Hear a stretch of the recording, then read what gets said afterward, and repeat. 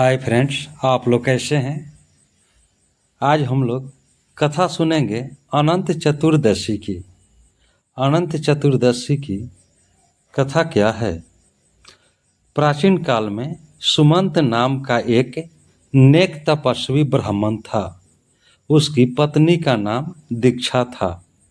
उसकी एक परम सुंदरी धर्मपरायण तथा ज्योतिर्मयी कन्या थी जिसका नाम सुशीला था। सुशीला जब बड़ी हुई तो उसकी माता दीक्षा की मृत्यु हो गई। पत्नी के मरने के बाद सुमंत ने कर्कशा नामक स्त्री से दूसरा विवाह कर लिया।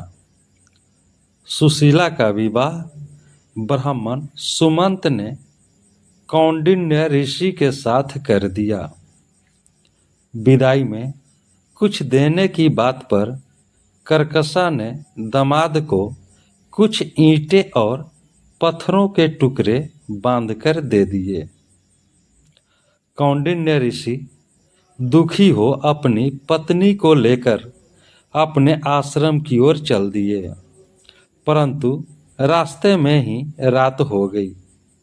वे नदी तट पर संध्या करने लगे। सुशीला ने देखा वहां पर बहुत सी स्त्रियां सुंदर वस्त्र धारण कर किसी देवता की पूजा कर रही थी। सुशीला के पूछने पर उन्होंने विधि पूर्वक अनंत व्रत की महत्ता बताई। सुशीला ने वहीं उस व्रत का अनुष्ठान किया और 14 गांठों वाला डोरा हाथ में बांधकर ऋषि कौंडिन्य के पास आ गई। कौंडिन्य ने सुशीला से डोरे के बारे में पूछा तो उसने सारी बात बता दी। उन्होंने डोरे को तोड़कर अग्नि में डाल दिया। इससे भगवान अनंत जी का अपमान हुआ। परिणामतः ऋषि कौंडिन्य दुखी रहने लगे। उनकी सारी संपत्ति नष्ट हो गई। उस दरिद्रता का उन्होंने अपनी पत्नी से कारण पूछा तो सुशीला ने अनंत भगवान का डोरा जलाने की बात कही। पश्चाताप करते हुए ऋषि कौंडिन्य अनंत डोरे की प्राप्ति के लिए वन में चले गए। वन में कई दिनों तक भटकते भटकते निराश होकर एक दिन भूमि पर गिर पड़े।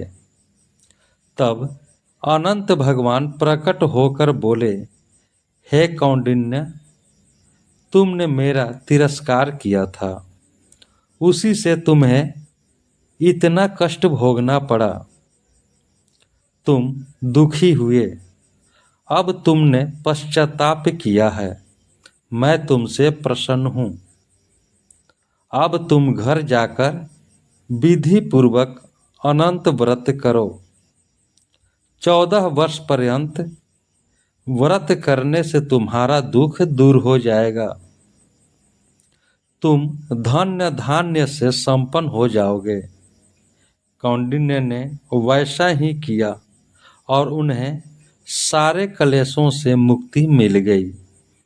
दोस्तों, यह अनंत चतुर्दशी कथा आपको कैसा लगा? वीडियो को लाइक करें, शेयर करें। चैनल पर नए हैं तो चैनल को सब्सक्राइब